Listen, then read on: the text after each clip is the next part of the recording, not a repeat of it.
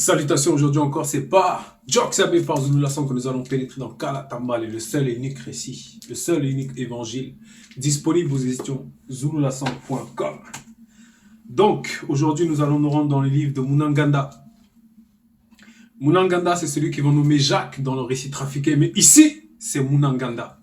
Nous allons lire au chapitre 3, au verset 1 à 12, et c'est à la page 780, et le titre de ce passage, c'est la parole. La parole. Beaucoup de gens vont parler, beaucoup de gens qui ne sont pas initiés par le verbe vont parler, mais ils n'ont pas reçu l'initiation. Donc, l'impact de leurs mots en profondeur, ils ne connaissent pas. Mais ici, Munanganda va nous exhorter à pénétrer en profondeur, puisque lui-même, ici, lorsqu'il parle, il est sous l'inspiration du verbe de Loba. Donc, il dit les choses avec précision. Parce que, voilà, pour ce qui doit être accompli. Donc, la parole, lorsqu'on dit la parole, c'est d'abord parler. Oui. Et par rapport au fait de parler, certes, parler, c'est la parole, mais il y a différentes sortes et formes de façon de communiquer. Donc, il y a d'abord la parole. Il y a le braille. Ça, c'est pour les aveugles ou pour les malvoyants. Il y a le langage des signes. Ça, c'est pour les sourds. Il y a aussi la publicité. Donc, ce que les yeux vont capter, l'information visuellement, sans qu'il y ait forcément une écriture derrière. Donc, il y a aussi le langage du corps, non verbal. Ce que l'âme ou l'esprit va capter. Donc, c'est très profond. La parole, comme nous avons dit, c'est de l'eau. Mais dans une autre densité par rapport à l'eau que tu vas peut-être acheter dans une boutique. Par rapport à l'eau qui coule dans le robinet. C'est une autre densité. Oui. Et l'eau, et en langue douala ancien, c'est l'eau, c'est Madiba. Donc, c'est en un mot. Mais si on décortique, il y a d'abord Ma et Diba. Ma, ça va représenter les mains. Donc, Ma, ce sont les mains. Et Diba, c'est le mariage. Donc, pour ceux qui ont déjà capté, ça veut dire que la parole, les propos qui sortent d'une personne, il va falloir qu'elle puisse trouver une terre.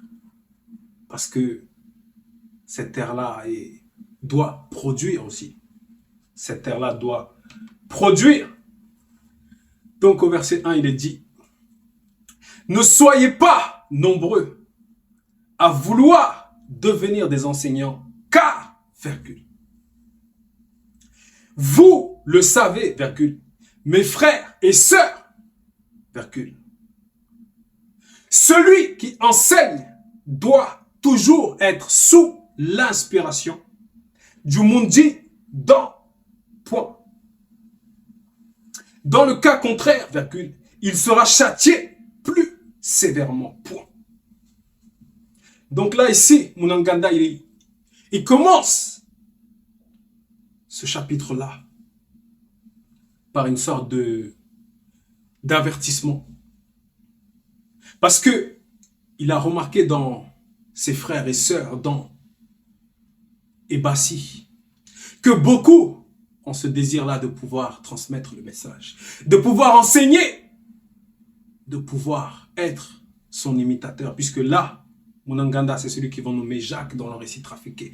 Mais là, il a déjà atteint le statut de maître. C'était déjà un initié en chef consacré.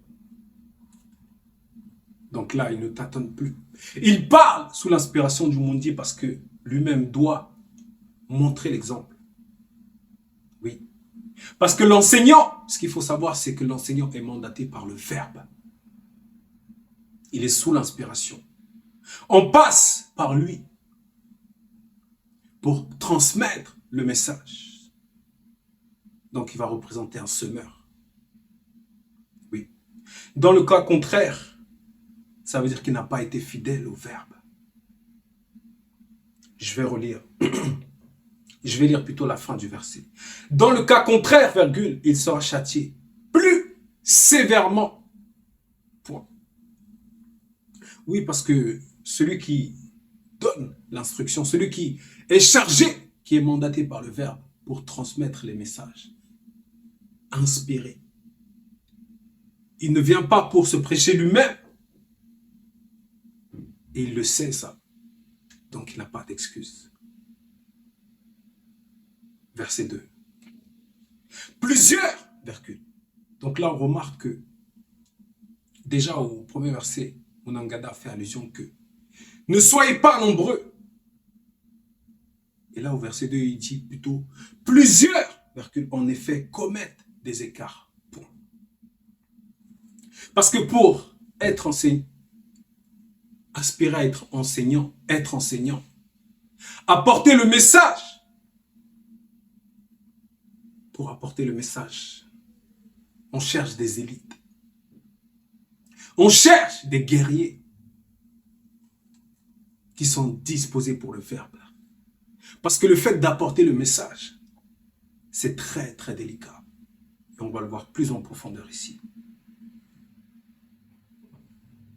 Plusieurs, en effet, commettent des écarts. Point.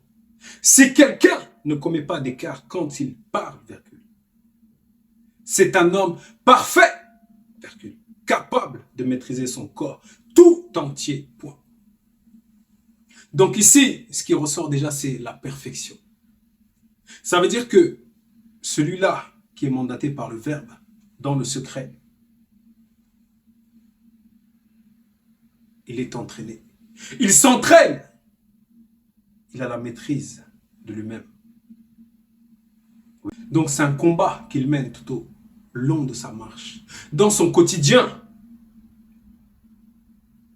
Et ce n'est pas réservé à ceux qui ne sont pas prêts à faire le sacrifice. Parce que ce n'est pas un jeu. Verset 3.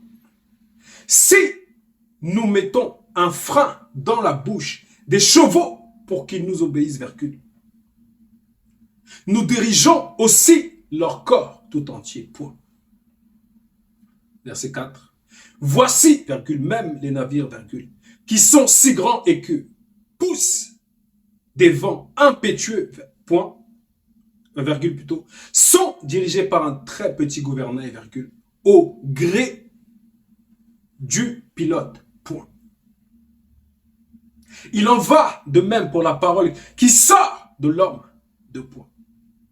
Elle est insignifiante si elle n'est pas inspirée par le mundi, virgule. Mais l'homme se vante par elle de grandes choses, point.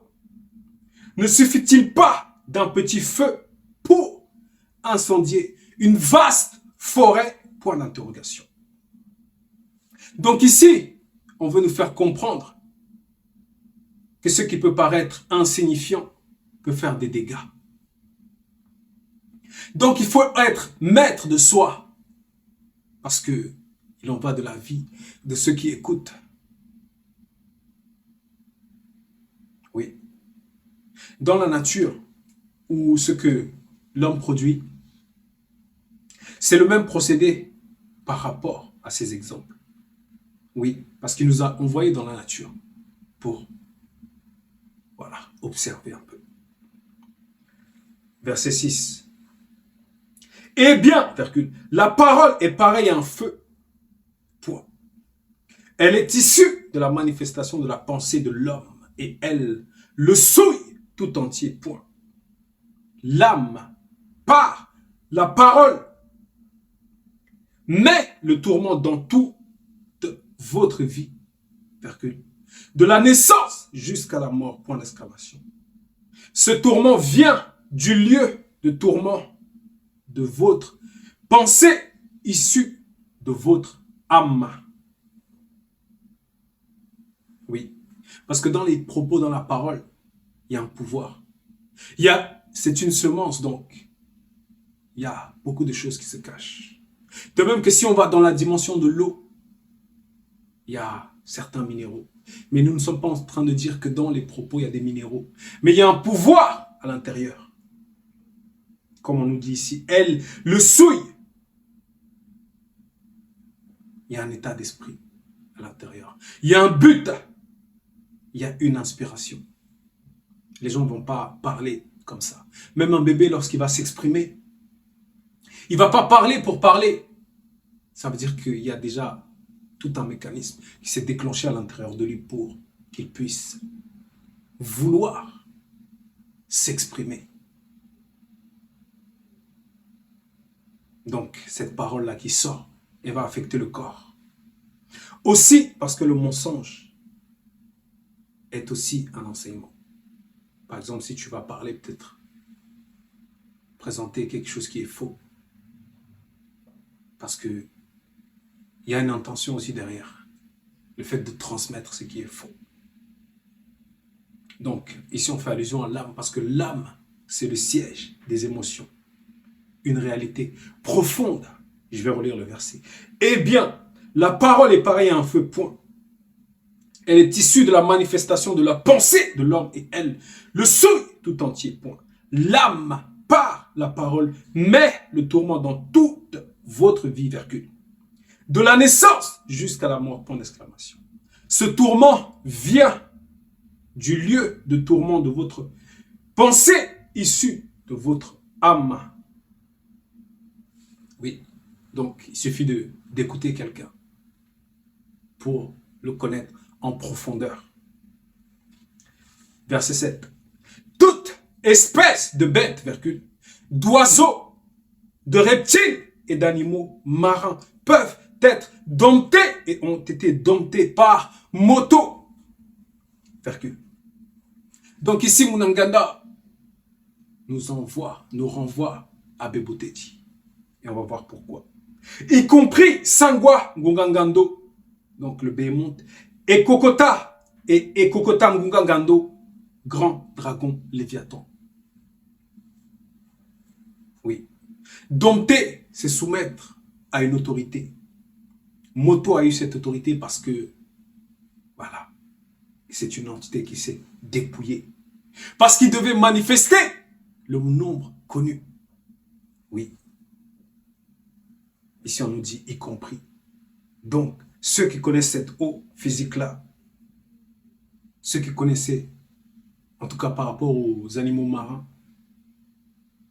ils ont aussi connaissance profondément de ce que c'est que l'eau. On va dire c'est leur élément. Mais même eux, ils ont accepté d'être domptés. C'est très profond. Donc la parole, c'est aussi de l'eau. C'est pour ça que la bouche est constamment mouillée à l'intérieur. C'est pour ça que la bouche est constamment mouillée. Verset 8. Mais la parole de l'homme livrée à lui-même ne peut le sauver du châtiment divin. Point d'exclamation. Elle est contradictoire et remplie d'anomalies, virgule. Et elle est un instrument utilisé pour donner une sentence de mort. Point. Oui, parce que celui qui est livré à lui-même, il n'est pas vivant, il n'a pas la vie.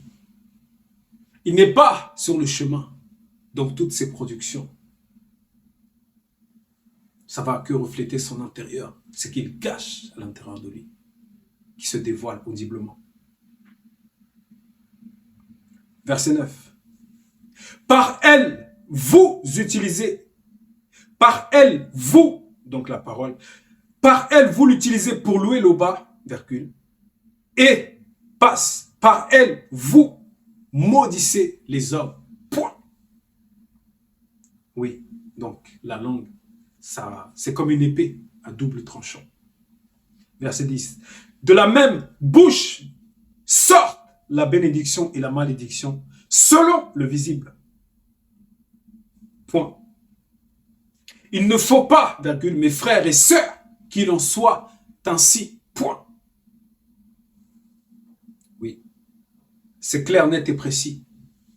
Il faut être initié dans l'art de maîtriser ses propos, de maîtriser ses paroles. C'est très précis. Ça doit être très précis. Verset 11. La source sacrée fait-elle jaillir par la même ouverture l'eau douce et l'eau altérée? Point d'interrogation. Donc, la source sacrée, ça va symboliser l'eau du début.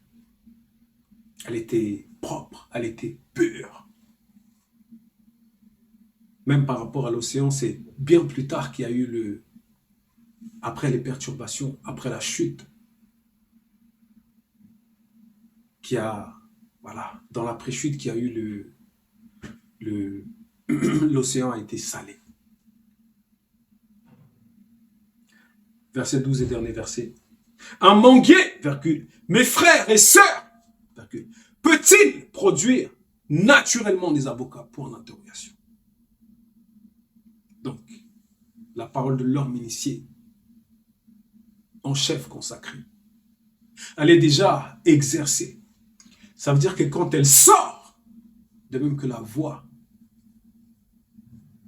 on va rester par rapport à notre époque, la voix de notre Mouledi, par rapport à ses propos lorsqu'il va parler, elle sait quel type de terre, sur quel type de terre elle va se déposer parce qu'elle est vivante.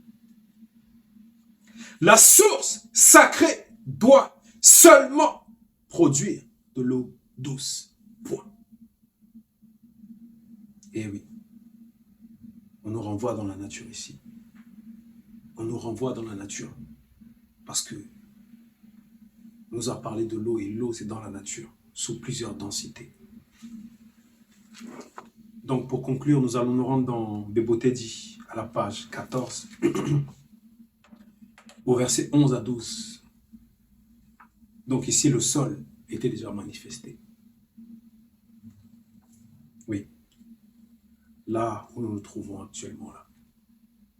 Au verset 11, il est dit: Loba, par la manifestation de sa volonté, ordonna, virgule, et sa parole vivifiante entra dans le sein de la terre sous forme de semence, virgule, qui féconda la terre par toutes sortes de végétation afin qu'elle produise à leur tour et oudou, entre parenthèses, de l'herbe, qui porte de la graine, virgule, et des arbres fruitiers qui portent du fruit, chacun selon son espèce, virgule, et qui renferment et possèdent en eux-mêmes leur puissance sémentielle pour se reproduire sur la terre. Point.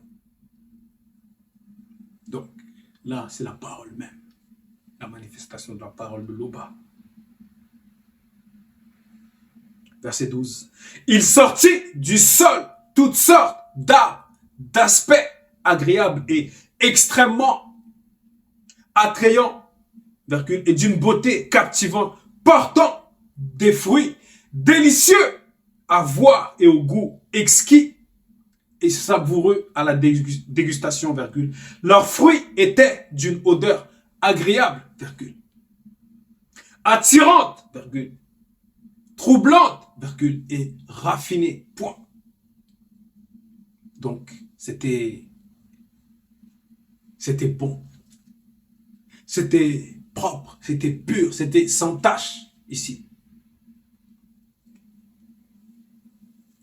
Donc, c'était l'exhortation, frères, sœurs, père, mère, ancien, qu'il a été permis que nous puissions lire dans Monangata 3, la parole.